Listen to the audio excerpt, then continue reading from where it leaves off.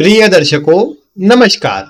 आज आप सभी के समक्ष निशुल्क जन्म कुंडली अध्ययन करने के लिए मैं उपस्थित हुआ हूं।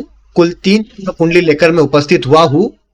आज मैं आपको इन जन्म कुंडली के अध्ययन से इनके प्रश्न के उत्तर भी दूंगा और कुंडली से जुड़े कुछ विशिष्ट सूत्रों को भी अवगत कराते रहूंगा।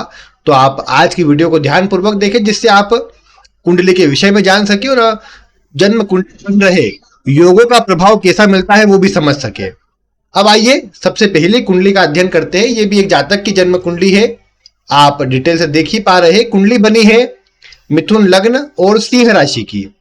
देखा जाए तो वायु तत्व का लग्न है और अग्नि तत्व की राशि है।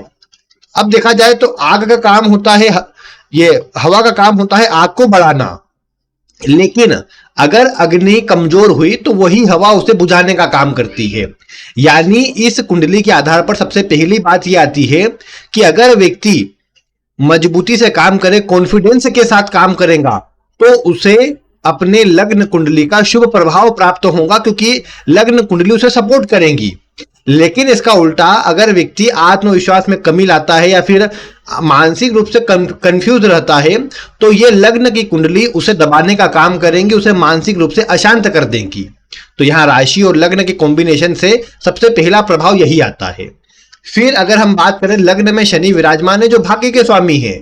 व्यक्ति को जीवन में सब कुछ मिलता है, लेकिन शनि का काम है धीमी गति से देने का, और ऊपर से यहां गुरु पर और चंद्रमा पर शनि की दृष्टि कहीं ना कहीं मानसिक रूप से अशांत भी करती है, कार्य में डिले भी उत्पन्न करती है।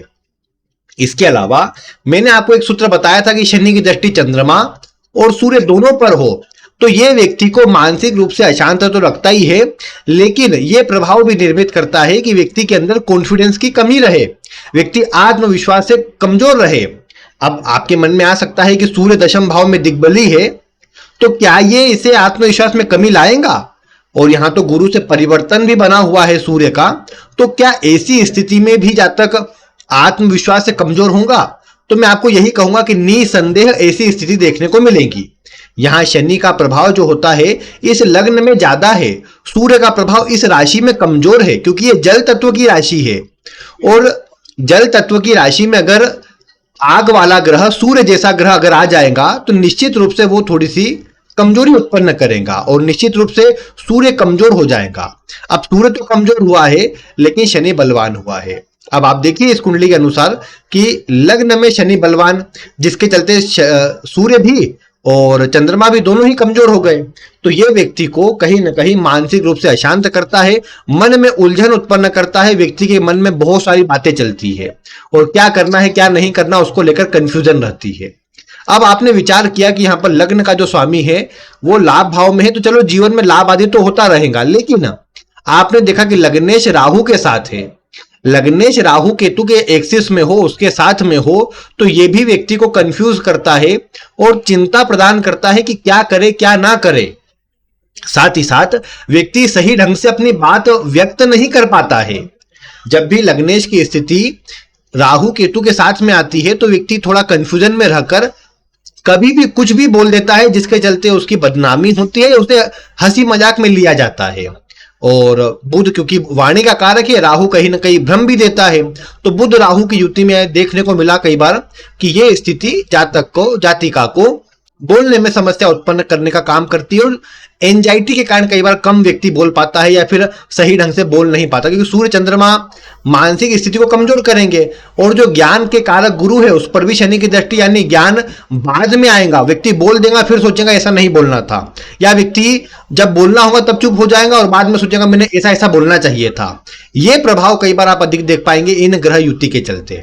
तो ये थोड़ी कमजोर स्थिति है, लेकिन इसमें बलवान करने का एकमात्र उपाय है कि लग्नेश को बलवान कर लिया जाए, लग्नेश को शुभ कर लिया जाए। अभी वर्तमान में आप देख रहे हैं चंद्रमा की दशा है, चंद्रमा इस लग्न में कारक होते नहीं है, इस कारण से ये भी थोड़ी चिंता प्रदान करने का काम करते हैं। लेकिन तीसरे भाव में गुरु के साथ गज केसरी योग में है, भले शनि की दृष्टि है, लेकिन उसके बाद भी ये जीवन में व्यक्ति को शुभ प्रभाव दिला सकता है। विशेषकर ज्ञान बुद्धि से जुड़कर व्यक्ति कोई काम करे, अन्य को सलाह देना, अपनी वाणी से कोई काम करना, ये जातक को अच्छा सफल बना सकता है। यहाँ पर व्यक्ति किसी को ज्ञान दे, सलाह दे, शिक्षा दे, टीचिंग आदि से जुड़ा कोई काम कर ले, सूर्य गुरु का परिवर्तन है, चंद्रमा गुरु साथ में है, ये प्रभाव आता है और इससे जुड़े कार्यों में व्यक्ति को सफलता भी मिलेगी। फिर यहां अगर देखा जाए तो लेकिन एक प्रमुख बात यह आती है कि चंद्रमा की दशा में कंफ्यूजन तो रहेंगी। अब वो उसके प्रभाव को भी ठीक करने के लिए पहला काम तो ये किया जाए कि अपने लग्नेश को बलवान किया जाए। लग्नेश व्यक्ति की महत्वाकांक्षा है, व्यक्ति का आत्मविश्वास है, आत्मसम्मान है, व्यक्ति अपने दम पर क्या कर सकता है उसे लग्न के स्वामी दर्शाते हैं। अब लग्न का स्वामी स्वयं कुंडली के लाभ में है लेकिन शत्रु राशि में है, ठीक है, तात्कालिक मित्रता है, लेकिन उसके बाद भी यहां पर थोड़ा कमजोर प्रभाव आता है। इसके लिए गणेश जी की अधिक से अधिक पूजा की जानी चाहिए। जातक के द्वारा गाय को हरा चारा खिलाना, गणपति अथर्व शीर्ष का प्रतिदिन कम से कम भी 3 बार पाठ करना, प्रतिदिन गणेश जी के मंदिर जाना, प्रत्येक बुधवार को गणेश जी को दूर्वा अर्पित करना, इन कार्यों से बुध बलवान होगा। बुध के बीज मंत्र को भी जाप किया जा सकता है और ओम गंगणपते नमः इस मंत्र के जाप से भी जातक को अच्छा प्रभाव प्राप्त होगा और कुंडली की मजबूती बढ़ेगी। यहाँ राहु के लिए भी गणेश जी की पूजा दर्शाई जाती है। बुध के बलवान होने से राहु अपने आप शुभ हो जाता है, मैंने कई बार बताया है। तो इसीलिए यहाँ पर बुध को बलवान करे। बुध का रत्न पन्ना भी धारण किया जा सकता है, सोने या पंच धातु की अंगूठी में लगभग 7.25 रत्ती का, और सबसे सीधे हाथ की सबसे छोटी उंगली में बुधवार के दिन शुक्ल पक्ष में बुध के मंत्र को 108 बार पढ़ने के बाद जातक धारण करे तो ज्यादा अच्छा प्रभाव प्राप्त हो पाएगा। बाकी यहां पर बुध के बलवान होने से क्या होगा कि शनि जो यहां अपने अनुसार प्रभाव दे रहा है और इन ग्रहों को कमजोर कर रहा है वो नहीं कर पाएगा। जातक के अंदर जो नेगेटिविटी अभी शनि के कारण है वो बुध के बलवान होने से दूर हो जाएंगी। वो नेगेटिविटी का प्रभाव दूर होते ही व्यक्ति पॉजिटिव रूप में काम कर पाएगा। वाणी का कारक बुध है तो किस तरह बोलना है, क्या करना है, वो भी जातक को अच्छे से आ जाएगा। यहां इस स्थिति में जातक गायत्री मंत्र का जाप करे प्रतिदिन सुबह 108 बार, और साथ ही साथ एक काम ये भी करे कि जातक ऐम, ये जो सरस्वती माता का मंत्र होता है बीज मंत्र, इसे भी समय अनुसार जाप करे, विशेषकर समय निकाल कर जाप करे और रूटीन से जाप करे। जातक को अच्छा प्रभाव मिलेगा और जीवन में सफल हो पाएगा। और बाकी यहाँ पर नेगेटिव चीजों से बचना चाहिए। ये शनि क्या करता है, शनि बुध का काम होता है व्यक्ति की सोच को थोड़ा छोटा करना। व्यक्ति बड़ा नहीं सोच पाता, या बड़ा नहीं सोच पाता से मतलब कई बार या तो सोचता रहेगा काम नहीं करेगा, कई बार बस छोटे सीमित लेवल पर सोचता रहेगा, या जो नहीं होने वाला है वो सोचता रहेगा, उससे सफलता में बाधा आती है। तो इसलिए जातक को इन सबसे बचकर आगे बढ़ना चाहिए, तो सफलता अच्छी मिल पाएगी, तरक्की अच्छी प्राप्त जातक कर पाएगा। बाकी ये शुक्र मंगल, देखिए शुक्र वैसे इस कुंडली का सर्वाधिक कारक है 12वें भाव में, जिसके चलते इसका प्रभाव भी थोड़ा मिला जुला हो जाता है। बुध एक अकारक ग्रह मंगल के साथ है, तो व्यक्ति को अपने चरित्र को सही बनाकर रखना चाहिए। यहां एक बात है कि मिथुन लग्न भोग कारक लग्न, ऊपर से शुक्र मंगल 12वें भाव में वृषभ राशि में ये कमजोर हो जाता है। साथ ही साथ यहां देखेंगे तो शनि की दृष्टि यहां सूर्य पर है। अब आप देखिए कि सूर्य पर शनि की दृष्टि से मैंने बताया है कि व्यक्ति को अपमान का सामना करना पड़ता है, अन्य लोग झूठे सच्चे आरोप लगाते रहते हैं। तो ऐसी स्थिति में व्यक्ति स्वयं से कुछ गलत करेगा तो उसके ऊपर आरोप लगने के, उसकी बदनामी होने के योग और अधिक बढ़ जाएंगे। तो व्यक्ति को इससे बचना चाहिए और अपने जीवन में सात्विक कार्य करना चाहिए, अच्छे कार्यों से जुड़े रहना चाहिए, धार्मिक रहना चाहिए। और शनि के प्रभाव से अन्य ग्रह खराब ना हो उसके लिए हनुमान चालीसा का पाठ करते रहना चाहिए, इससे अच्छा प्रभाव अधिक मिल पाएगा। और बाकी इसके अलावा आगे मंगल की दशा लगेगी। अब मंगल 12वें भाव में है तो व्यक्ति यूं भी खर्चीला है, आगे और खर्चीला हो जाएगा। लेकिन विवाद वगैरह से बचे और विपरीत लिंग का सम्मान करें, उनसे उचित दूरी बनाकर रखे, अन्यथा व्यक्ति को परेशानी का सामना करना पड़ सकता है। तो ये कुछ प्रभाव इस जातक की जन्म कुंडली का है। बाकी एक बात मैं आपको बता दूं, प्रिय दर्शकों, आप कुंडलियों का देखते हैं, यहाँ डिटेल्स वगैरह सब होती है। आप भी अगर कुछ बताना चाहे इन जातक जातिका के विषय में, आप कमेंट में बता सकते हैं। बाद में जब वो वीडियो देखेंगे तो आपके कमेंट से भी उनको सहायता मिलेंगी कि क्या करना है क्या नहीं करना। मैं तो क्योंकि कोशिश करता हूं कि केवल मोटा मोटा अध्ययन कर लो, क्योंकि 3 कुंडली का अध्ययन करना है। लेकिन आप अगर एक कुंडली पर भी अगर अपना विचार व्यक्त करेंगे तो जातक या जातिका के लिए सहायता हो जाएंगी, उनके लिए अच्छा हो जाएगा। तो आप ये कार्य अवश्य से कर सकते हैं जिससे अन्य के लिए अच्छा प्रभाव मिल सके। बाकी अब हम दूसरी कुंडली की ओर बढ़ते हैं, और दूसरी जो कुंडली है ये एक जातक की जन्म कुंडली है। आप डिटेल्स तो देख ही पा रहे हैं यहाँ पर, हाँ डिटेल्स आप देख पा रहे हैं, ये रही ऊपर डिटेल्स। यहाँ पर मेष लग्न बना है और सिंह राशि बनी है। लग्न और राशि का प्रभाव बहुत अच्छा, जातक धार्मिक स्वभाव का, क्योंकि पंचम भाव में चंद्रमा है और पंचम का चंद्रमा व्यक्ति को पूर्व जन्म से शिव भक्त दर्शाता है और व्यक्ति को अच्छे कार्यों में लगाकर रखता है। मंगल के साथ चंद्रमा का होना चंद्र मंगल लक्ष्मी योग, केंद्र त्रिकोण राजयोग, ये सब बनाएगा। यहाँ पर मंगल चंद्रमा के चलते व्यक्ति बुद्धिमान तो होता ही है, ज्ञानवान तो होता ही है, अपने कार्य को बहुत अच्छी तरह से करना जानता है। ये जरूर है कि देखिए पंचम का स्वामी अष्टम भाव में जाता है तो कई बार देखने को मिला व्यक्ति को दोस्त मित्र आदि से या जिन पर विश्वास कर लेता है उनसे धोखा मिलता है, तो वो धोखा मिलने वाला प्रभाव कई बार आ सकता है, जिससे व्यक्ति को बचना चाहिए। एक और बात यहाँ पर विचार करने योग्य है कि चंद्रमा मंगल का योग भी ये दर्शाता है कि व्यक्ति को चारित्रिक रूप से कमजोर करेगा। तो ऐसे व्यक्ति को ऐसे कोई काम नहीं करना चाहिए जिससे उसके मान सम्मान पर कोई ठेस आए या उसका मान सम्मान कमजोर हो, क्योंकि सूर्य अष्टम में है। अष्टम का सूर्य भी बदनामी करवाता है और झूठे आरोप भी सच्चे आरोप भी सब लगते हैं। लेकिन व्यक्ति अगर, क्योंकि देखिए सप्तम भाव में शुक्र है, अकेला है, अपनी राशि में है, एक और राहु दूसरी ओर सूर्य है। ठीक है, राहु उस ओर बढ़ रहा है, सूर्य आगे की ओर बढ़ रहा है, इसलिए इतना प्रभावी ये पाप कर्तरी दोष नहीं है। लेकिन यहाँ इस कुंडली के अंदर 2-3 ऐसे योग बन रहे हैं जो कहीं ना कहीं व्यक्ति को भटकाव की ओर ले जाते हैं। पहला तो ये शुक्र आप देख ही पा रहे हैं, अकेला शुक्र भी कोई पुरुष की कुंडली में इतना अच्छा नहीं होता। ये इस प्रकार होता है कि व्यक्ति के जीवन में दूसरी स्त्री का आगमन हो जाए, क्योंकि सप्तम भाव पहले ही स्त्री का है, तो एक स्त्री तो सप्तम भाव हो गया, दूसरा शुक्र हो गया, तो ये वैवाहिक जीवन के लिए खराब प्रभाव देता है। ऊपर से चंद्रमा मंगल का योग भी भटकाता है, क्योंकि ऊर्जा बहुत होती है और चंद्रमा के चलते आकर्षण अच्छा होता है तो भटकाव हो जाता है जल्दी ही। गुरु बुध की युति भी ये प्रभाव देती है। मैं आपको बता दूं, गुरु बुध भी अगर साथ में हो, सप्तम में होते तो कहने की बात नहीं, नवम में भी ये प्रभाव दे देते हैं कि व्यक्ति को चारित्रिक रूप से कमजोर कर सकते हैं। इस पर शनि की दृष्टि है, इसलिए बचाव हो जाएगा, व्यक्ति धार्मिक कार्यों में अधिक रुचि लेगा और लग्नेश पंचम में है तो अपने मान सम्मान को बनाने पर ध्यान देगा, इसलिए बचाव वाले योग ज्यादा है। फिर भी जातक को ध्यान रखना चाहिए। फिर अगर हम देखें तो गुरु बुध के चलते यहाँ पर रुद्र योग बनता है। व्यक्ति धार्मिक होगा, परोपकारी होगा, सेवाभावी होगा, दूसरों के लिए सोचना, दूसरों के लिए काम करना इसका स्वभाव होगा। यहाँ पर जातक अच्छी शिक्षा ग्रहण करके अच्छे पद पर जाए उसके भी योग है, क्योंकि देखिए पंचम भाव और अष्टम भाव के स्वामी में परिवर्तन है।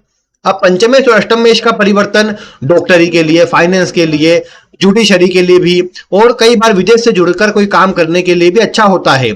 यहाँ सूर्य मंगल का योग दर्शाता है कि व्यक्ति जन्म स्थान से दूर जाकर शिक्षा ग्रहण करे, या फिर कई बार शिक्षा के लिए यह प्रभाव होता है कि व्यक्ति कहीं दूर स्थान पर जाकर शिक्षा ले, इस तरह की बातें आ जाती है। हालांकि अभी सूर्य की दशा है, सूर्य अष्टम में है, तो अष्टम भाव का प्रभाव अभी ज्यादा है, यानी फाइनेंस वगैरह का या फिर डॉक्टरी के लिए भी अच्छा होता है ये योग, क्योंकि सूर्य मंगल दोनों ही कारक होते हैं और मंगल बलवान है यहाँ पर, तो उसके लिए प्रभाव अच्छा है।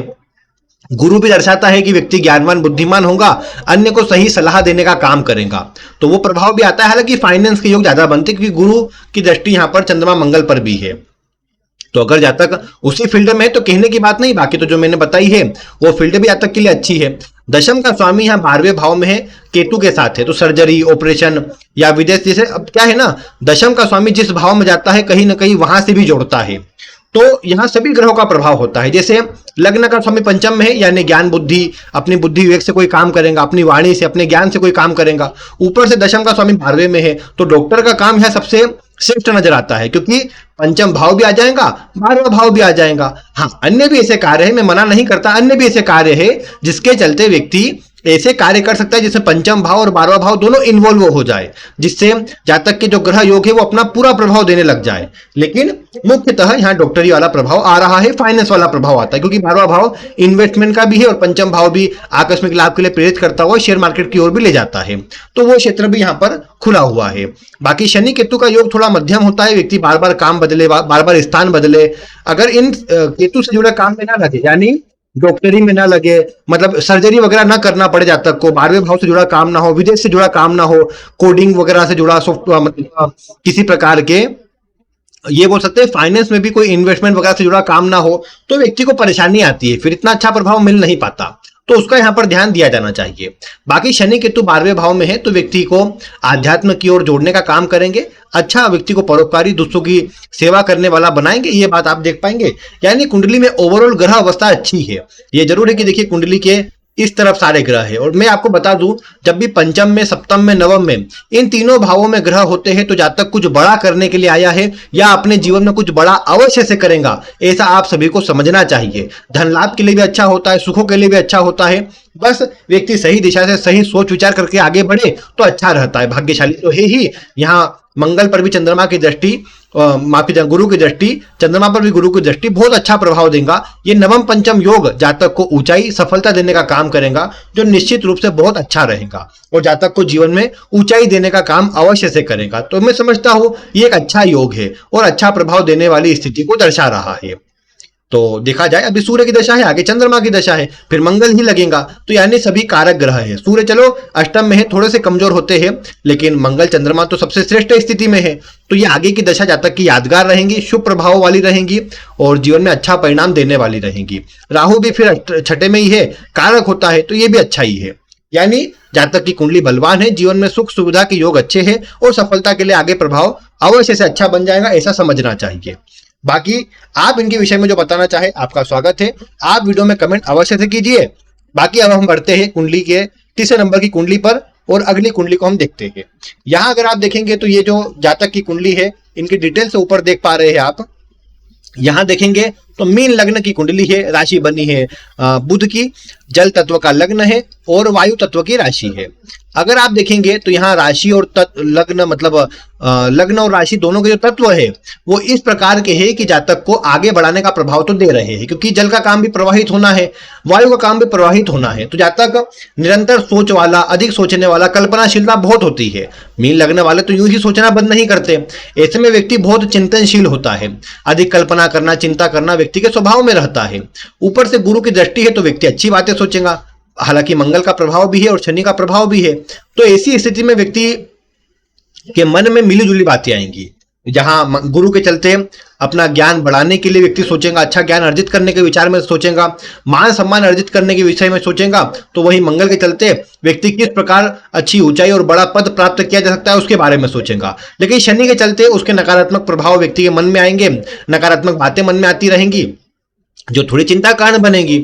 यहां पर देखा जाए तो कुंडली के अंदर आप देखेंगे तो लग्न जो मीन है ये भी बहुत सोचने वाला प्रभाव देता है। शनि चंद्रमा का योग भी यही करता है। देखिए शनि बढ़ रहा है यहाँ पर मतलब चंद्रमा की ओर, चंद्रमा बढ़ रहा है शनि की ओर, दोनों एक दूसरे की ओर बढ़ रहे हैं, जिसके चलते ये प्रबल विष योग बन गया है। अब विष योग के चलते व्यक्ति कल्पना, चिंता अधिक करता रहता है। मंगल की दृष्टि से भी ये उत्तेजना और कहीं ना कहीं ये बोल सकते हैं कि क्रोध की मात्रा को बढ़ाएगा। व्यक्ति मन में शांत नहीं रह पाएगा ऐसे में, और मंगल के चलते जहां जल्दीबाजी में काम करना चाहेगा, शनि चंद्रमा के चलते और लग्न पर शनि की दृष्टि के चलते काम समय पर बनेंगे नहीं, जिसके कारण थोड़ी फ्रस्ट्रेशन व्यक्ति को देखने को मिल सकती है, जो थोड़ा व्यक्ति को चिंतित करने का काम कर सकता है। तो ये थोड़ा सा कमजोर अवश्य से होता है यहाँ पर। बाकी अभी अगर आप देखेंगे तो देखो बचपन में चलो राहु की दशा रही, राहु ने भ्रम दिया, चिंता दी, ठीक है, लेकिन उसके बाद 2017 से गुरु की महादशा चालू हुई। अब बचपन में जैसे राहु की दशा आती है तो आप जानते हैं ये शिक्षा में रुकावट या परेशानी भी देता है, कई बार शिक्षा से जुड़ा काम ना कर पाए, कोई और फील्ड में ही जाना पड़ जाए, ऐसी सब बातें भी आ जाती है। फिर लेकिन अभी गुरु की दशा चली, गुरु 2017 से चालू है, 2033 तक गुरु की 16 वर्षीय दशा है, सप्तम में गुरु विराजमान है, लग्न को देख रहा है, तो व्यक्ति को मान सम्मान से जोड़ने का काम करेगा, समाज में अच्छा पद दिलाएगा। यहां ये देखने को मिल सकता है कि जातक अगर नौकरी करे तो नौकरी में भी जातक को अच्छा पद मान सम्मान मिल जाए, क्योंकि मंगल इस लग्न में कारक है और दशम भाव का मंगल कुल दीपक योग बनाता है। यानी जातक को अपने जीवन काल में अपने घर परिवार में सबसे ज्यादा प्रसिद्ध, सबसे ज्यादा नाम वाला बनाने का काम ये मंगल करता है। ये मंगल धनु राशि में है, जहां पर इसका और अच्छा प्रभाव होता है। ये राशि दग्ध राशि आप लाल रंग में देख पा रहे हैं। दग्ध राशि में मंगल का होना बहुत शुभ होता है, अच्छा प्रभाव प्रदान करता है।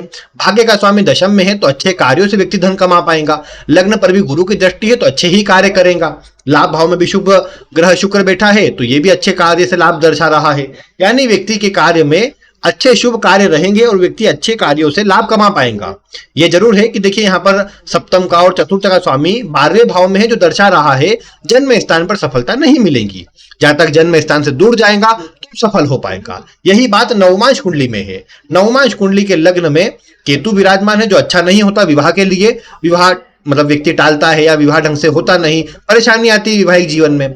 और यहाँ पर लग्न का स्वामी, जो नवमांश का लग्न का स्वामी है, 12वें में है, ये भी विदेश या बाहर जाने के योग को दर्शा रहा है, तो व्यक्ति को बाहर जाना चाहिए। अब वैसे विवाह में खराबी के योग तो यहाँ भी है।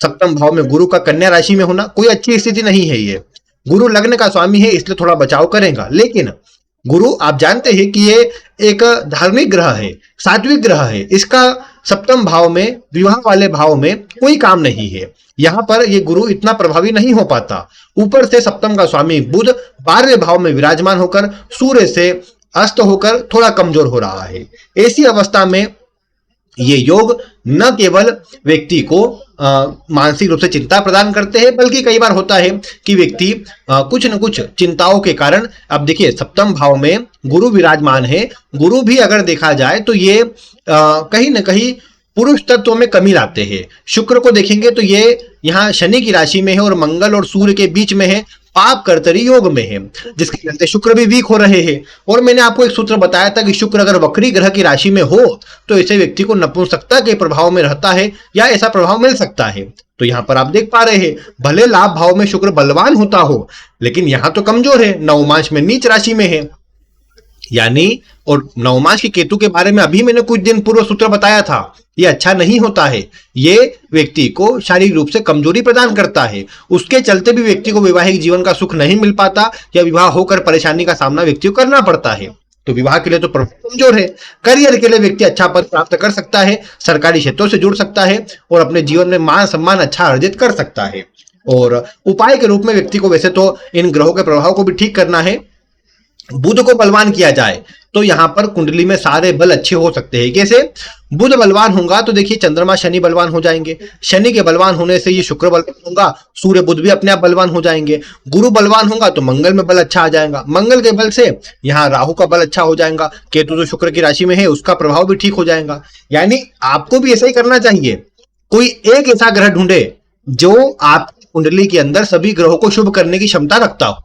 अब जैसे मैं कहूं कि आप गुरु को बलवान करें, अब इस लग्न के आधार पर गुरु को करेंगे तो मंगल तक सीमित रह जाएगा, मंगल से चलो राहु बलवान हो गया, लेकिन उसके बाद और कोई ग्रह बलवान नहीं हो पाएगा। यहाँ बुध ही एकमात्र ऐसा ग्रह है जिसकी राशि में अधिक ग्रह है और उसको बलवान करने से पूरी कुंडली बलवान हो रही है। बलवान करने का अर्थ हमेशा ये नहीं होता कि उसका रत्न ही धारण किया जाए। बलवान करने का अर्थ ये है कि चलो लग्न में कारक नहीं है, क्या किया जाए? ऐसी अवस्था में बुध के लिए आप मतलब गणेश जी की आराधना करें, विष्णु सहस्त्र नाम का पाठ करें आप, क्योंकि इससे क्या होगा, शुक्र भी शुभ होगा और नवमांश की केतु का दोष भी दूर होगा, जिससे वैवाहिक जीवन में भी कोई परेशानी नहीं आएगी। तो इसीलिए यहाँ व्यक्ति को यही काम करना चाहिए कि बुध के उपाय करना चाहिए और उसमें गणेश जी की आराधना, शिव जी की आराधना जातक को अधिक करनी चाहिए। इससे जातक को ज्यादा अच्छा प्रभाव मिलेगा। विष्णु सहस्त्र नाम का पाठ तो प्रत्येक बुधवार गुरुवार को करना ही चाहिए, प्रतिदिन करे, बहुत अच्छा रहेगा। इसके अलावा यहाँ पर हरी वस्तुओं का दान, गाय को हरा चारा खिलाना और कहीं ना कहीं यहाँ पर कोशिश यही करते रहना चाहिए कि पक्षियों को मूंग, हरे मूंग जो होते हैं वो कहीं ना कहीं खाने को दिए जाए, इससे प्रभाव अच्छा मिलता है। बुध को बलवान जितना किया जाएगा यहाँ पर उतना अधिक शुभ प्रभाव मिलेगा।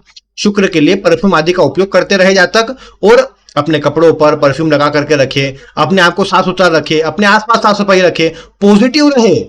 शनि चंद्रमा से नेगेटिव बातें आती है उससे दूर रहे, उससे अच्छा प्रभाव मिलेगा। झूठ बोलने से बचे, राहु दूसरे में यही करता है, इससे सूर्य कमजोर होता है, पिता से संबंध खराब होते हैं, पिता से संबंध खराब होंगे, मान सम्मान में कमी आएगी, जो अच्छी ऊंचाई मिलनी चाहिए वो कहीं ना कहीं इतना प्रभाव नहीं दे पाएगा। इसीलिए व्यक्ति को इसका ध्यान रखना है। मंगल दशम में है, बहुत मेहनत करवाएगा, तैयार रहना है। मेहनत जितनी करेंगे उतना अधिक ये निखारने का काम करेगा। लग्न पर मंगल शनि की दोनों की दृष्टि है, मंगल कारक है, मंगल को बलवान करने से देरी का प्रभाव कम हो जाएगा और जातक को तेजी वाला प्रभाव मिलेगा। तो मंगल के लिए हनुमान जी की पूजा, शिव जी की पूजा प्रत्येक दिन करते रहे और बुध के लिए प्रत्येक बुधवार को गणेश जी के मंदिर जाए, दुर्वा अर्पित करे गणेश जी को। साथ में अभी पूर्व के अध्ययन के अंदर मैंने उपाय बताए हैं, उनमें बुध के उपाय बताए हैं, वो भी करें।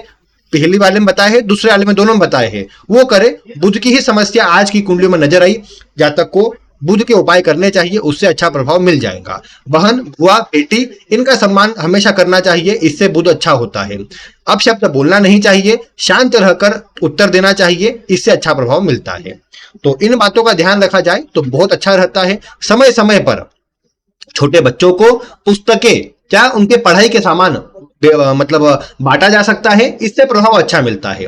इतना काम व्यक्ति करेगा तो जीवन में सफल हो पाएगा और उन्नति प्राप्त कर पाएगा। बाकी धन आदि के लिए, सुखों के लिए, तरक्की के लिए कुंडली में योग अच्छे हैं, बस एक जगह फोकस करके आगे बढ़ने की आवश्यकता है, सफलता अवश्य से मिल जाएगी। और ये मंगल कम उम्र में जिम्मेदारी उठाने का प्रभाव भी देगा और व्यक्ति को सफलता भी प्रदान करेगा। बस फोकस होकर मन को केंद्रित करके आगे बढ़े, सफलता अवश्य मिलेगी। तो ये थी आज की 3 जन्म कुंडलियां। आप भी अगर अपनी जन्म कुंडली का अध्ययन करवाना चाहें, प्रत्येक वीडियो में अपना जो जन्म की डिटेल्स है उसका कमेंट लिखना बिल्कुल ना भूले। आप जन्म की तारीख, समय और स्थान, नाम भी लिखा करें ताकि स्त्री की है या पुरुष की है पता लग जाए। बाकी आप ऐसा प्रत्येक वीडियो में किया करें तो आपको शीघ्र ही आगे आने वाले रविवार पर अध्ययन का वीडियो मिलेगा, जिससे आपको उसका आपकी कुंडली का समाधान प्राप्त हो पाएगा। अगर आपका नंबर नहीं आया, धैर्य रखिए, आगे पीछे आपका नंबर आ ही जाएगा। बाकी आज की वीडियो में इतना ही। वीडियो देखने के लिए आपका बहुत बहुत धन्यवाद।